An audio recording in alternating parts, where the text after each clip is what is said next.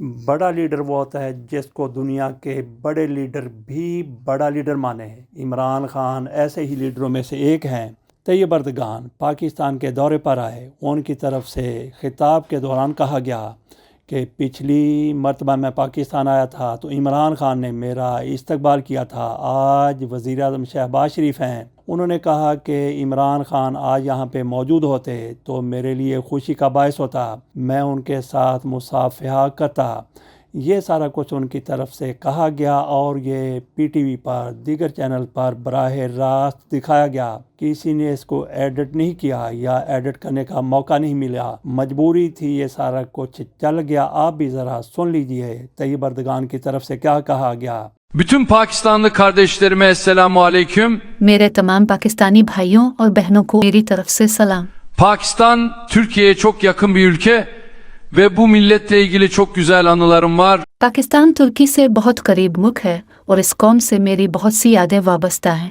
Pakistan'ı en son ziyaret ettiğimde beni eski başbakan İmran Han karşıladı. آخری بار جب میں پاکستان آیا تھا تو سابق وزیر اعظم عمران خان نے میرا استقبال کیا تھا، Ve bugün Şahbaz Şerif başbakan olarak ülkeyi yönetiyor. اور آج شہباز شریف وزیر اعظم کے طور پر ملک کی قیادت کر رہے ہیں۔ İmran Han'ın da bugün aranızda olmasını ve onunla el sıkışabilmeyi diledim. میری خواہش تھی کہ آج عمران خان بھی آپ کے درمیان موجود ہوتے، Ama umarım gelecekte tekrar görüşürüz.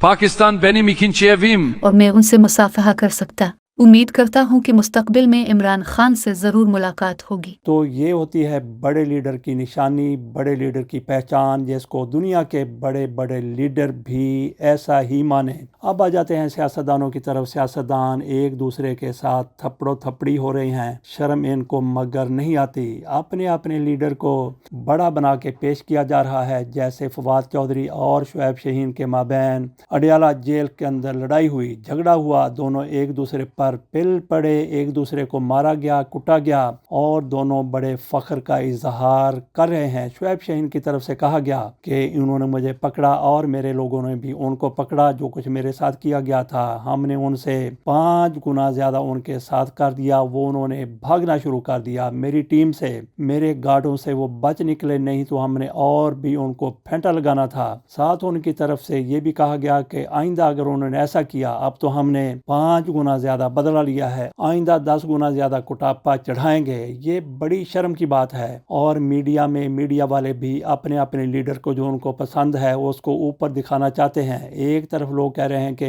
Shoaib شاہین گر گئے تھے، فواد چودھری کی طرف سے ان کو پھینٹی لگائی گئی، دوسرے کہتے ہیں کہ شعیب شاہین نے بڑا بدلہ لیا، جتنا ان کو مارا گیا تھا اس سے کہیں زیادہ ان کو مارا گیا۔ تو ہمیں یہ بھی یاد ہے کہ عفران اللہ اور مروت کے مابین بھی لڑائی ہوئی تھی، بعد میں ان کے درمیان صلح ہو گئی۔ بڑی شرم کی بات ہے ایسے لیڈروں کا لڑ پڑنا۔ اور یہ فواد چودھری تو ایسے جیسے ہاتھ چھوٹ بندہ ہو، انہوں نے ایک موقع پر مبشر لقمان کو بھی تھپڑ مارا تھا اور سمیع ابراہیم کو بھی ایک تھپڑ جڑ دیا تھا۔ تو ایسے سیاستدان، تو جس طرح سے اب یہ صورتحال سامنے آئی ہے، لڑائی ہوئی ہے اور ایک دوسرے کو نیچا دکھانے کی کوشش کی جا رہی ہے، اس پر یہی کہا جا سکتا ہے کہ شرم ان کو مگر نہیں آتی۔ چیف جسٹس پاکستان یحییٰ خان آفریدی، وہ کتنے زیادہ بے اختیار ہیں پوری دنیا کو پتہ ہے، لیکن انہوں نے اپنی مصروفیات ڈھونڈ لی ہیں، کبھی اس شہر کبھی اس شہر، عدالتوں کا معائنہ کرتے ہیں، بچوں سے ملتے ہیں۔ اب ان کی طرف سے SOS کا اپنی اہلیہ کے ساتھ دورہ کیا گیا ہے، وہاں پہ یتیم بچوں کو جا کے ملے ہیں۔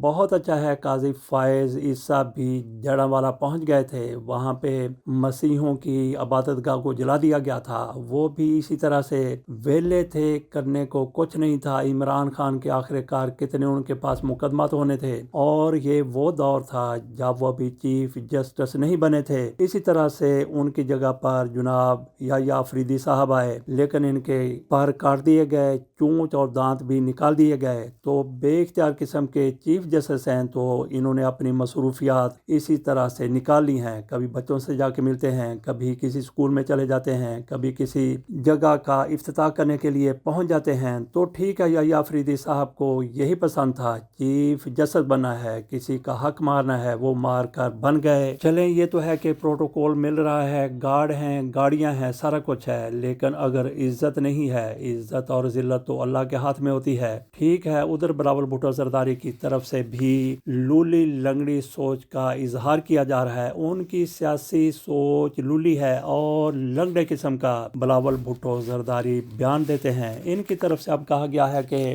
فیصلہ کرنا ہوگا کہ ملک کو کیسے چلانا ہے، دہشت گردی کے خلاف اتفاق رائے کی ضرورت ہے۔ تو بتایا جائے کہ کہاں پہ اتفاق رائے نہیں ہے۔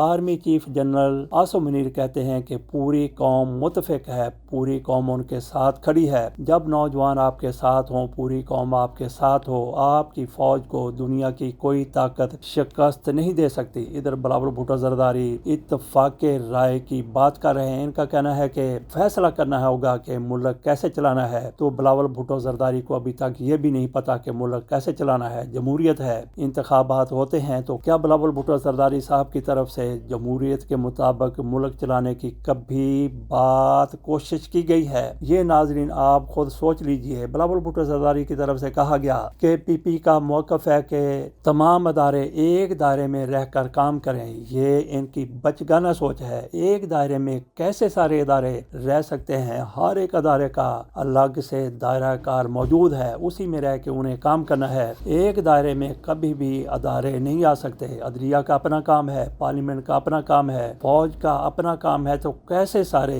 ایک دائرے میں آ جائیں گے؟ ساتھ ان کی طرف سے کہا گیا کہ کابل میں نئی حکومت آنے سے دہشت گردی بڑھ گئی ہے۔ تو بلاول بھٹو زرداری صاحب آپ وزیر خارجہ رہے پاکستان کے کئی ماہ تک، سال تک، 1.5 سال تک، پونے 2 سال تک، تو آپ نے کتنے دورے افغانستان کے کیے ان کو اس سے ہٹانے کے لیے، بچانے کے لیے، ان کو آمادہ کرنے کے لیے کہ پاکستان میں دہشت گردی نہ کیجیے۔ یہ بلاول بھٹو زرداری صاحب کے ایسے ہی لولے بیانات ہیں اور ان کی لنگڑی سیاسی سوچ ہے۔ شیر افضل مروت کی طرف سے اب کہا جا رہا ہے کہ مجھے کیوں نکالا، اور وہ اپنا جھاٹا کھلار کر، اپنے سر میں مٹی ڈال کر یہ سارا کچھ پوچھ رہے ہیں۔ تو ان کو بتانے کی یہ ضرورت ہے کہ آپ کو کیوں نکالا۔ آپ کو صرف اور صرف اس لیے نکالا گیا، آپ نے غداری تحریک انصاف کے ساتھ کی یا نہیں کی؟ مجھے نہیں لگتا کہ انہوں نے غداری کی ہوگی۔ کچھ لوگ تو کہتے ہیں کہ شیر افضل مروت کو ان دنوں میں جب ہر بندہ زیر عتاب تھا، ان کو نہیں پوچھا گیا، ان کو نہیں پکڑا گیا۔ یہ پنجاب میں گئے، سندھ میں گئے، خیبر پختونخوا میں بھی ان کے جلسے ہوتے رہے، ان کو گرفتار نہیں کیا گیا۔ پاکستان سے باہر گئے، ان کے خلاف دہشت گردی کا مقدمہ بنا، واپس آئے تو بھی ان کو نہیں پکڑا گیا۔ تو لوگ کہتے ہیں کہ انہوں نے ان کے ساتھ ساز باز کر رکھی تھی۔ اس کو ایک لمحے کے لیے چھوڑ دیا جائے کہ یہ عمران خان کے وفادار ہیں، پوچھ رہے ہیں کہ مجھے کیوں نکالا۔ تو شیر افضل مروت صاحب، آپ کی عمران خان کے ساتھ وفاداری ہوگی، لیکن آپ کو نکالا اس لیے گیا ہے کہ آپ ڈسپلن کی خلاف ورزی کرتے تھے۔ عمران خان کے ساتھیوں، سیکرٹری جنرل جیسے کہ عمران خان کی طرف سے تعینات کیے گئے ہیں، سلمان اکرم راجہ، آپ نے ان پر کیچڑ اچھالا، ان کی کردار کشی کی۔ اسی طرح سے شعیب شہین کے حوالے سے بھی آپ نے ایسی ہی باتیں کی، اور حامد خان کے حوالے سے بھی آپ نے ایسا ہی پروپیگنڈا کیا عمران خان کے کہنے کے باوجود۔ اور عمران خان کی طرف سے آپ کو اس موقع پر معاف کر دیا گیا تھا جب آپ نے کہا تھا کہ پاکستان میں عمران خان کے اقتدار کو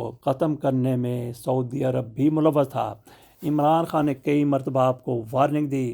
تو اب آپ پوچھ رہے ہیں کہ میں نے کیا کیا، مجھے کیوں نکالا؟ تو میاں نواز شریف کو کئی سال بعد پتہ نہیں چلا کہ ان کو کیا نکالا۔ میاں نواز شریف ہمیشہ کہتے ہیں کہ مجھے بیٹے سے تنخواہ نہ لینے کی پاداش میں نکالا گیا۔ تو میاں صاحب جواب دیجیے، آپ نے کہا تھا کہ یہ ہیں وہ ذرائع جن سے ہم نے ایون فیلڈ فلیٹ خریدے تھے، تو کہاں ہے وہ ذرائع، کہاں ہے وہ ثبوت؟ وہ آپ نے نہیں دیے۔ اور پھر آپ نے اپنے بیٹے کی کمپنی میں ملازمت کی تو کیوں کی؟ کیا آپ بھوکے مر رہے تھے؟ آپ نے اپنے گھر کا چولہا جلانا تھا، آپ نے اپنے اخراجات پورے کرنے تھے، آپ کی فاقہ کشی کی نوبت آ گئی تھی، آپ کا کاروبار تباہ ہو گیا تھا، آپ کی جائیداد قرق ہو گئی تھی۔ تو یہ ذرا جواب دیجئے کہ آپ کو اپنے بیٹے کی کمپنی میں نوکری کرنے کی ضرورت ہی آخر کیوں پڑی تھی؟ تو باقی آ جاتے ہیں جسٹس ہاشم خان کی طرف۔ جسٹس ہاشم خان یہ بلوچستان ہائی کورٹ کے چیف جسٹس ہیں۔ ان کی طرف سے کہا گیا سب سے مضبوط چیف جسٹس رہا ہوں، کسی کا دل دکھایا تو معذرت ہے۔ یہ ان کی طرف سے اپنے الوداعی خطاب میں کہا گیا۔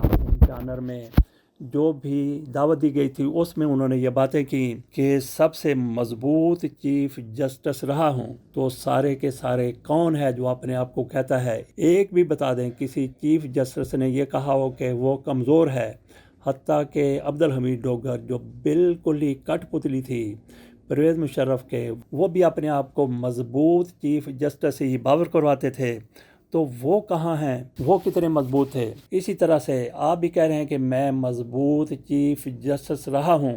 ٹھیک ہے، اگر آپ نے کسی کا دل دکھایا ہے تو آپ کے پاس بہترین موقع ہے، آپ کے پاس ایک نئی آزمائش ہے. آپ نئی آزمائش سے 2-4 ہونے جا رہے ہیں. سپریم کورٹ چلے گئے ہیں تو وہاں پہ دیکھتے ہیں کہ اگر آپ نے ان لوگوں سے معافی مانگی ہے جن کے بارے میں آپ سمجھتے ہیں کہ شاید آپ نے ان کا دل دکھایا ہو، تو یہاں پہ آ کے مت کسی کا دل دکھائیے گا. یہاں پہ قانون کے مطابق اور اپنے ضمیر کے مطابق فیصلے کیجئے. تو آپ نے اگر کسی کا دل دکھایا ہے تو وہ سارے دھوئے جائیں گے.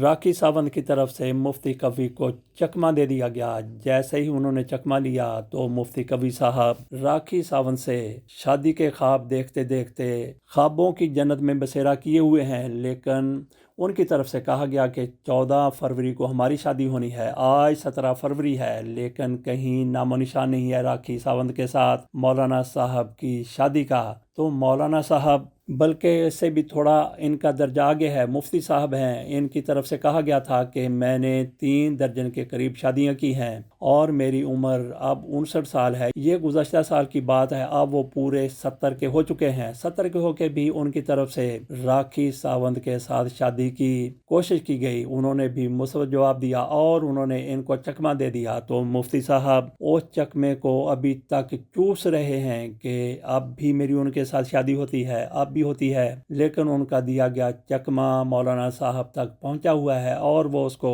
چوسی چلے جا رہے ہیں. تو دیکھتے ہیں کہ مولانا کی یہ خواہش پوری ہوتی ہے یا نہیں ہوتی. ایک بندہ جو غلام تھا برازیل میں، بڑی مدتوں پہلے کی بات ہے، اس کو نسل کشی کے لیے نہیں بلکہ نسل کشی کے لیے، انسانوں کی غلاموں کی نسل بڑھانے کے لیے ان کو استعمال کیا جاتا تھا. کالی خواتین کے ساتھ ان کا ملاپ ہوتا تھا تاکہ غلام طاقتور اسی طرح کے مضبوط پیدا ہو سکیں. وہ قوی جثہ تھا، مضبوط تھا، تو ان کو ایک سانڈ کے طور پہ، پنجابی میں اسے سانڈ کہتے ہیں، سانڈ کے طور پہ استعمال کیا جاتا تھا. تو مفتی قوی صاحب کیا یہ بھی اسی طرح کے کوئی سانڈ ہیں، کوئی سان ہیں؟ کیونکہ ان کی طرف سے 50 کے قریب خواتین کے ساتھ شادی کی گئی. شادی کرنے کے بعد ان کو چھوڑ دیا گیا اور اب ان کی نظر راکھی ساونت پر تھی. وہ ان کے قابو آئی یا پھر قابو آتے آتے رہ گئی. ان کی شادی 14 فروری کو ہونی تھی. انہوں نے شاید سوچ لیا تھا کہ 14 فروری بہت دور ہے، لیکن کتنی بھی دور تھی، وہ 14 فروری کا دن آیا اور گزر گیا. مفتی صاحب ان کا راستہ دیکھتے دیکھتے آنکھیں پتھر کیے ہوئے ہیں، جبکہ چکمہ جو ان کی طرف سے دیا گیا تھا اس پر ہم پہلے بات کر چکے ہیں. اس کے ساتھ اجازت دیجیے. اللہ حافظ.